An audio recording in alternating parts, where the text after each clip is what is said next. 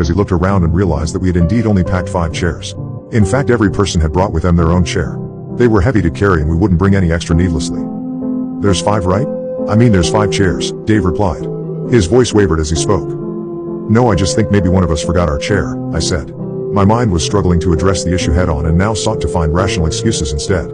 I didn't quite feel in control of my thoughts. It felt like swimming in a dream, and if I tried to force myself to think about who the 6th person was, my head would begin to throb. "Yeah, that sounds about right actually," Dave said, relaxing and heading back to the group.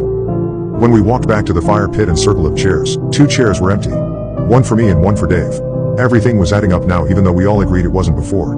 Sally suggested we were all probably tired after the long hike to get here and probably just needed some sleep. She could have been right. We were all sleep deprived from waking up very early today to make it on time. Ava brought out the drinks. The whole 6-pack was emptied. We all moved closer to the crackling fire for warmth as we took sips from our cans and reminisced on memories of last year. Ava was in the middle of telling us about that one time she was home alone with weird things happening in her house when I got these sudden chills despite the pleasant warmth of the fire. What felt cozy and safe moments ago felt wrong now, all because I realized that there was a crucial detail I missed. "Who started the fire?" I asked, completely interrupting Ava in the middle of her story and breaking everyone else's immersion. Everyone looked momentarily annoyed until they realized they had no answer.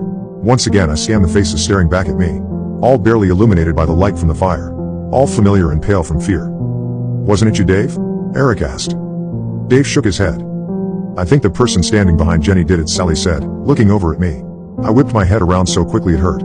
My heart was pounding in my ears. There was nothing behind me except for the encompassing darkness of the woods. Staring at those tall dark trees behind me made me feel exposed. I felt like a lost bird in a vast field. "Wait, I don't know," Sally said.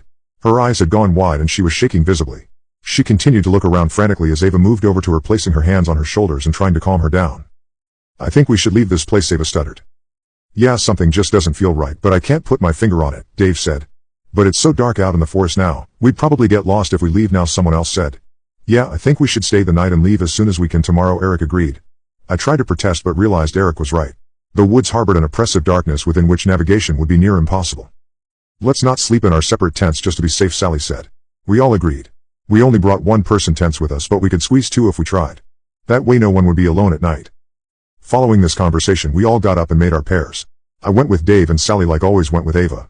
Eric kept complaining that he didn't have a pair, but we reassured him he did. He wouldn't accept it. I feel like at some point we all realized that there were only 5 of us and suddenly we were all huddling up in the middle of the clearing. "Why do we keep thinking there are 6 of us here?" Eric asked. Sweat was dripping down his face despite the cold.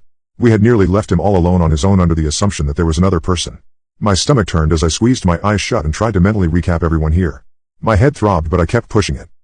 "There's me, Dave, Eric, Ava, Sally."